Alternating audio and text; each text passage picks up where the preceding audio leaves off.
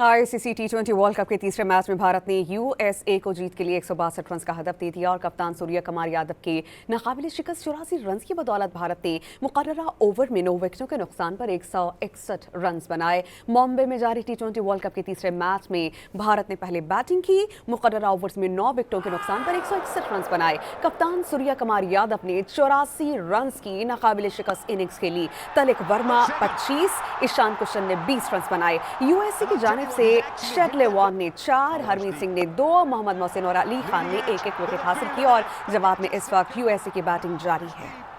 ICC टी20 world cup के तीसरे match में भारत ने यूएसए को जीत के लिए 162 रन का हदफ दे दिया और कप्तान सूर्य कुमार यादव के नाकाबिले शिकस्त 84 रन की बदौलत भारत ने मुकर्ररा ओवर में 9 विकेटों के नुकसान पर 161 रन बनाए। मुंबई में जारी टी20 वर्ल्ड कप के तीसरे मैच में भारत ने पहले बैटिंग की। मुकर्ररा ओवर्स में 9 विकेटों के नुकसान पर 161 रन बनाए। कप्तान सूर्य कुमार यादव ने 84 रन की नाकाबिले शिकस्त इनिंग्स खेली। तलिक वर्मा 25, ईशान किशन ने 20 रन बनाए। यूएसए की जानिब से शेडले वॉन ने 4, हरमीत सिंह ने 2, मोहम्मद मोहसिन और अली खान ने एक विकेट हासिल की और जवाब में इस वक्त यूएसए की बैटिंग जारी है।